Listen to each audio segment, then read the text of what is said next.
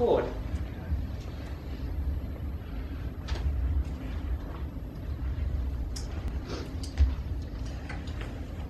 Apart from putting your explanation up, your conclusions up front, there are a couple of other things you need to put up front.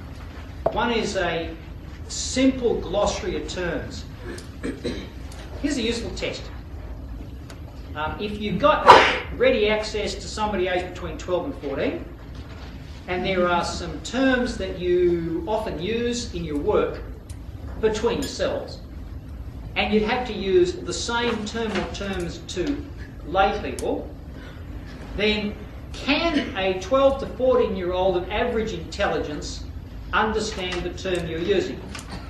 If they can't, you've got to change it. What have you got to change? The term? No. How you explain it.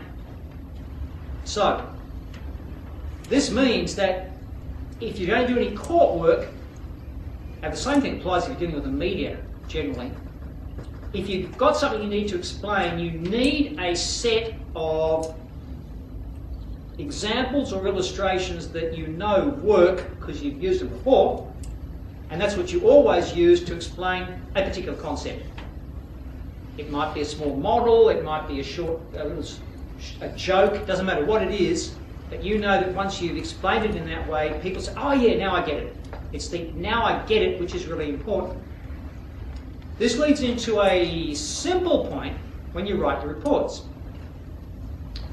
Say that an expert on this side of the room is writing an expert on this side of the room. Assuming competence on both sides, each side can use jargon to the other, which is immediately understood by the other. No problem. Put the same letter or the same exchange of correspondence, emails, whatever else, in front of a person outside your area, and what do they understand? Only that they don't understand.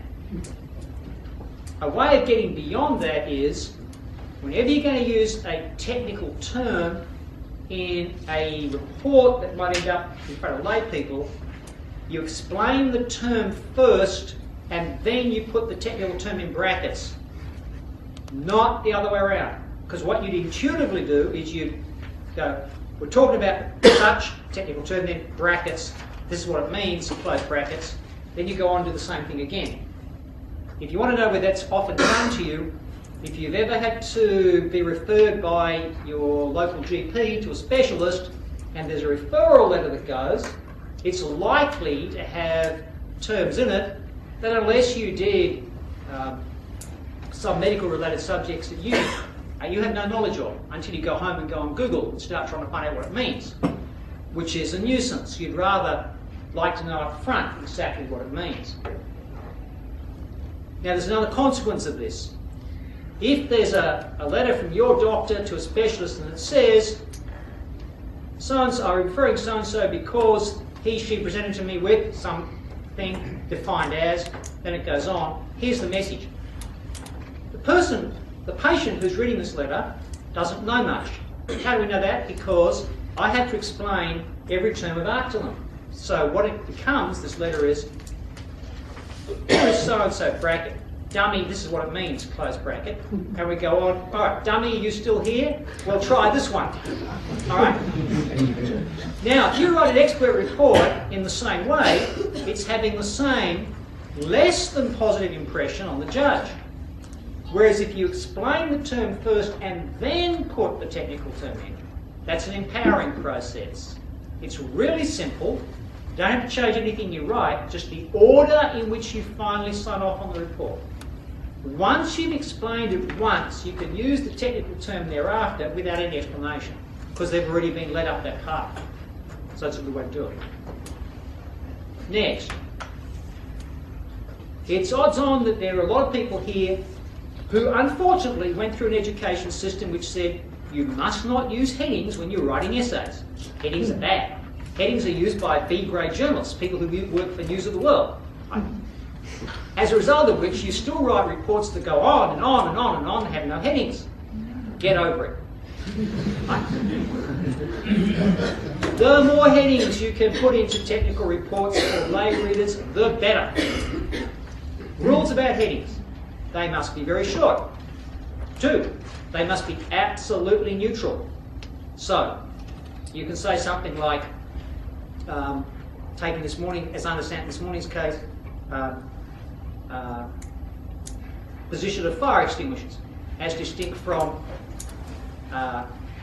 useless, poorly managed use of fire extinguishers or something like that, which is sort of like laden with emotional content. It's got to be completely neutral. Ideally, when somebody who's never read the report picks it up for the first time and either looks at the table of contents derived from the Microsoft way of creating a table of contents, or if there isn't one, just flicks it through looking at the headings you put in, they should, by that process alone, pick up the logic of your report, the coverage of your report, and the likely recommendations from that task alone before they engage with any text whatsoever. Another one. Everybody probably knows that when you put an expert report in, you're supposed to attach to it what you might call a personal record or a CV, doesn't matter what you call it. When you attach such a document for the benefit of the court, do you know they don't really care what you did at high school or even what part-time work you did at university. Nor are they particularly interested in your golf handicap, unless there's some hazardous material on the golf course, in which case your familiarity with that environment might be quite critical. Right? What they want to know, and all that they want to know, is are you fit for the purpose of giving them reliable opinions about the problem they have to solve today? What this means is, although you may be keeping on your computer a file called Me, which you update every 6 months, you should select material carefully from it for each individual court, tribunal type assignment you ever had. And this means, for example, that you don't have things in chronological order if the most important stuff that you've done that is relevant for the current task is what you've done in the last 6 months. That should start the document, not finish it. Because again, the people using your report want to know as quickly as possible that you're going to be good value for them, that they should be engaged with what you've written, and they should be engaged with you when you come in to talk to them through the lawyers about what your report means. In the PDF report that Phil Taylor sent me of this morning's case study of the West Australian thing, there are a number of very useful photographs and diagrams. Quite apart from their interest to you as professionals, it is true that if you can keep an audience engaged with any kind of visual in a courtroom, that's an enormous plus. There's a simple rule though. Any visual you're using in a courtroom, whether it's a photograph or a map or a graph or a model, it's got to be something that the audience can tangibly engage with. What do I mean by that? Well, you can't engage tangibly with PowerPoint presentations unless you as a member of the audience have been given a hard copy printout of those PowerPoint slides, so that you can actually write on your hard copy of the slide a note that's relevant to triggering your memory or your learning process. So for that reason, we have what we call the rule of 4. That's in a simple case where there's one party on each side.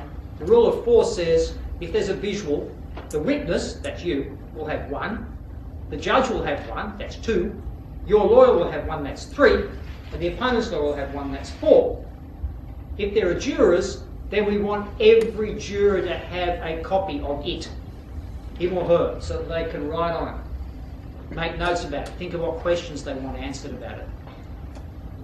The worst thing you can possibly do is take into a courtroom or tribunal a typically PowerPoint presentation, go through it, and then turn it off. What will the audience most remember? The nice squiggly pattern you had around the slides, as distinct from anything on the slides. It looks good, it feels good, it has zero aftertaste or after effect. Don't get caught by it. Finally, before you go eat, this is about costs. This is for those people who are lucky enough to set their own terms of engagement. I put this in just so that people don't get caught out.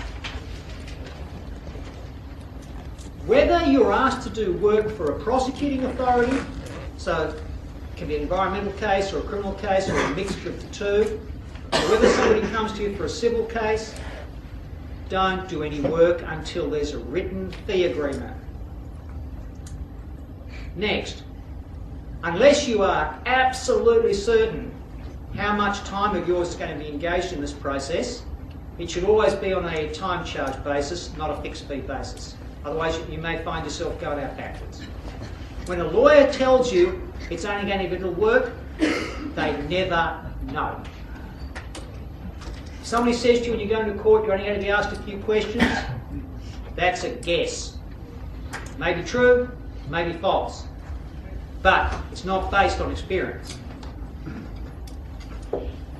If a lawyer says to you, oh look, don't worry about your fee, we're going to win, and when we win, we'll pay you, you say, no. Either your client can persuade a bank to give them a litigation loan. If they can't persuade a bank to do that, I'm certainly not gambling on this case. So what you always ask the lawyers to do is to get money in on account of your likely fees and put those monies in their trust account, marked for payment of your services. All solicitors must run two sets of accounts, general accounts and trust accounts. The regulations for the use of trust accounts are very, very strict. Now, does this mean there can't be a dispute about your fees? I don't mean that at all. You can send an account and they can say, we're not paying, we hate you. We lost the case because of you. At least you know before you sue them that there is money to be had when you win. Suing somebody who has no money is a complete waste of time. Suing them when they still have some is reasonable odds, right? Particularly if you've done the work. So, summing it up, make sure you've got a written costs agreement. 2, make sure the client and their lawyer understand it. 3, don't do any work until the lawyer advises you in writing that money is already in the trust account for your fees. And next, never undercharge. They're never ever grateful.